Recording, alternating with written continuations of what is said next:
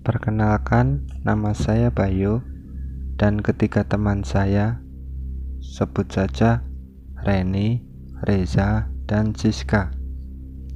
Awal libur tahun baru, kami berencana menghabiskan malam pergantian tahun di puncak.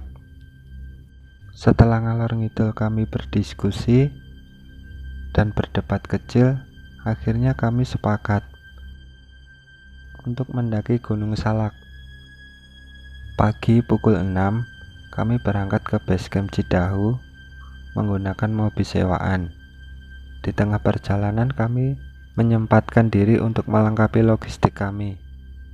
Setelah 3 jam perjalanan, kami tiba di basecamp dan langsung melakukan simaksi, pengecekan ulang logistik, dan tidak lupa sarapan. Tepat jam 11 siang, saya pun menginstruksikan teman-teman untuk berkumpul dan berdoa. Di sini saya ditunjuk sebagai leader. Walaupun belum pernah mendaki Gunung Salak, tetapi setidaknya saya 2 kali mendaki Gunung Ciremai. Trek awal masih landai, walau sesekali terdapat tanah yang lumayan terjal, tapi kami masih anggap biasa. Singkat cerita, kami sampai di Simpang Bajuri dan beristirahat sekitar 20 menitan sebelum kembali berjalan kembali. Tiba di jalan, tepatnya saya lupa, pokoknya kayak rawa-rawa, yang membuat perjalanan kami 3 kali lebih lama. Di sini Reza sebagai sweeper sering beradu mulut dengan Reni yang tepat di depannya.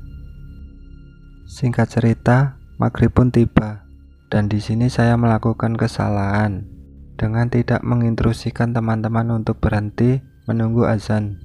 Kami tetap berjalan karena agar bisa sampai puncak pas malam pergantian tahun. Tepat di trek tebing yang kemiringannya 70-80 derajat, kami menaikinya menggunakan webbing yang menguntai ke bawah.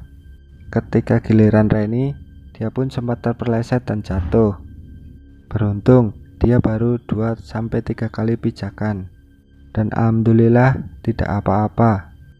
Setelah susah payah kami membantu Reni yang kakinya sakit untuk bisa naik ke atas. Akhirnya setelah beberapa lama kami semua bisa sampai atas dan disambut dengan kabut yang mulai turun dan mengganggu pandangan kami. Dengan keadaan Reni yang kakinya belum 100% pulih dan kabut yang turun, saya pun mencari tempat yang agak landai untuk mendirikan tenda. Setelah menemukan tempat yang tepat, kami pun langsung mendirikan tenda. Karena tidak bisa mendirikan 2 tenda, saya pun memutuskan untuk tidak tidur dan menjaga di luar tenda bersama Reza. Beberapa saat kemudian, Reza pun terlihat menggigil, wajahnya pucat dan badannya dingin seperti es. Seketika itu, saya langsung membangunkan Reni dan Siska untuk memberikan kami ruang di tenda. Ya maklum, ini tenda berkapasitas 2 orang, jadi kami harus berbagi tempat untuk kami 4 orang. Ketika kami sibuk menghangatkan Reza dengan sleeping bag dan baju-baju tebal, suasana mencekam pun kami rasakan. Terdengar suara-suara orang manggil-manggil nama kami. Suara tangisan, kadang berganti ketawa kecekikikan. Siska dan Reni pun ketakutan dan menangis sejadi-jadinya. Diiringi dengan angin yang bertiup kencang ke tenda kami seperti ada badai. Saya pun tidak berhenti berdoa dan membaca bacaan surat suci yang saya bisa.